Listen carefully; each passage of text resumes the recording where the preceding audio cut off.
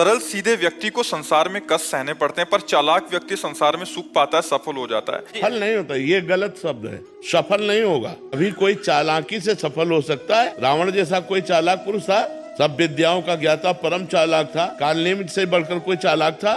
पूरी संजीवनी बूटी जैसी ही द्रोणागिरी में हर औषधि को कर दिया और साधु बनकर बैठ गए। हनुमान जी ने मार डाला, राम जी ने रावण को मार डाला, रहा न को कुल रोवन हारा। चालाक पुरुष सफल कैसे हो सकता? नहीं, सीधा सरल पुरुष कष्ट पा सकता है, पर सफल सीधा और सरल सच्चाई पर चलने वाला हो। जैसे धर्मराज युधिष्ठिर बिल्कुल सीधे थे, यहाँ तक इतने सीधे थे कि युद्ध क्षेत्र में कल कौन सी रणनीति है वो जाके दुर्योधन सीधे पूछ लेता था। भ्राताश्री कल कौन सा चक्रव्यूह रचना है वो बता देते थे। इसीलिए भगवान दो बैठक करते थे, एक युधिष्ठिर के साथ और एक युधिष्ठिर से अलग। युधिष्ठिर के साथ जो बैठक की वो चक्रव्यूह रचना ही नहीं होगी, क्योंकि वो दुर्योधन को पता हो। इतने सरल थे कि वो आके पूछ लेते, वो पूरी बात बता देते थे। तो आप देखो विनाश किसका हुआ? चतुर चालाक, जिसके साथ शकुनी, दुशासन, कर्ण, दुर्योधन के साथ इतने चालाक, चालाकी की हद थे ये लोग। तो क्या ये लोग सफल हुए?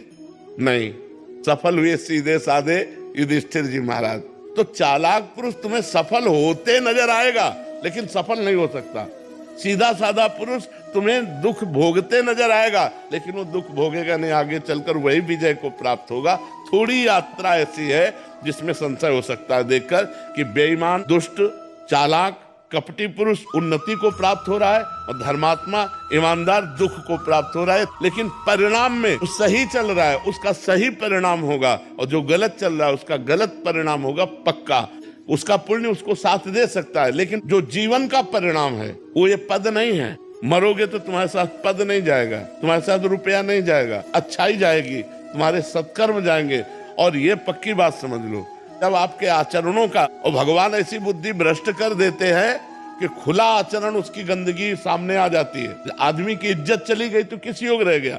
तो ये पक्का समझ लो, अच्छा पुरुष और धर्मात्मा पुरुष दुखी हो सकता है लेकिन हार नहीं सकता।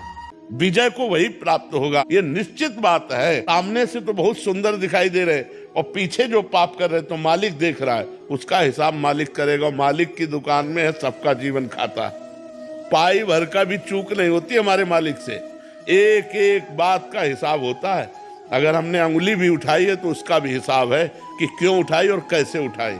परमात्मा सबको देख रहा है, इसलिए ये मत जानो कि कोई देख नहीं रहा है, हम अच्छाई कर रहे हैं, हमें बुराई पर बुराई मिलती चली जा रही, कोई हमारे देख नहीं। परमात्मा देख रहा है। और जो एक है कि मैं छल कपट बुराई से बढ़ रहा हूं, तो देख लेना तुम नष्ट हो जाओगे।